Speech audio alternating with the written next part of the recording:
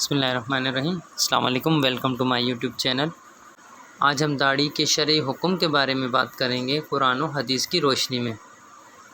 آج کی اس ویڈیو میں ہم جانیں گے کہ اسلام میں داڑھی کا کیا حکم ہے، کیا داڑھی رکھنا صرف ایک اچھی عادت ہے یا شریعت کا حکم ہے۔ آئیں قرآن و حدیث کی روشنی میں سمجھتے ہیں۔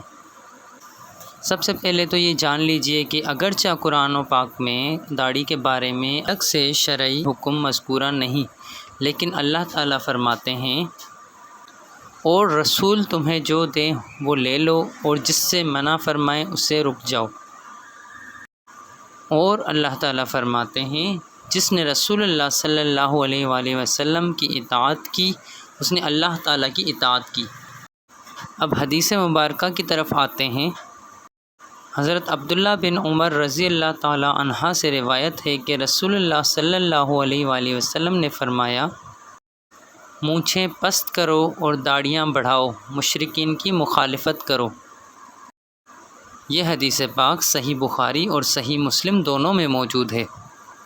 اسی طرح حضرت ابو ہریرہ رضی اللہ تعالیٰ عنہ سے روایت ہے کہ رسول اللہ صلی اللہ علیہ وآلہ وسلم نے فرمایا، مونچھیں کاٹو اور داڑیاں بڑھاؤ، مجوسیوں کی مخالفت کرو۔ یہ حدیث پاک بھی صحیح مسلم میں موجود ہے۔ ان احادیث کی بنیاد پر علماء کرام نے داڑھی رکھنے کو شریعت کا حکم قرار دیا ہے۔ فقہ کے مطابق ایک مشت کے برابر داڑھی رکھنا واجب ہے اور بلا عذر اس سے ایک مشت سے کم کرنا جائز نہیں۔ ان احادیث سے معلوم ہوتا ہے کہ داڑھی رکھنے کا اور داڑھی بڑھانے کا حکم خود نبی کریم صلی اللہ علیہ وآلہ وسلم نے دیا ہے۔ صحابہ کرام رضی اللہ عنہم بھی داڑھی رکھتے تھے اور ان کی زندگی رسول اللہ صلی اللہ علیہ وآلہ وسلم کی سنت پر عمل کا بہترین نمونہ تھی۔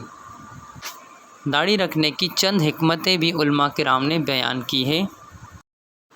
سب سے پہلے تو یہ رسول اللہ صلی اللہ علیہ وآلہ وسلم کی سنت ہے اور یہ مسلمان کی شناخت ہے۔ سنت پر عمل کرنے والا ہر قدم پر اللہ تعالیٰ سے اجر کی امید رکھتا ہے۔ البتہ یہ بھی یاد رکھیں کہ اگر کوئی مسلمان داڑھی نہیں رکھتا تو اس کے ساتھ حکمت، نرمی اور خیر خواہی کا رویہ اختیار کیا جائے۔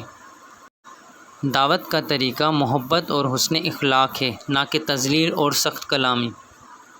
اللہ تعالی ہمیں نبی کریم صلی اللہ علیہ وآلہ وسلم کی تمام سنتوں پر عمل کرنے کی توفیق عطا فرمائے۔ آمین ثم آمین۔ اگر آپ کو ویڈیو اچھی لگی تو دوسروں تک ضرور پہنچائیں تاکہ نبی کریم صلی اللہ علیہ وآلہ وسلم کی سنت عام ہو اور اس کا صدقہ جاریہ آپ کو عمر بھر ملتا رہے گا۔ جزاک اللہ خیر۔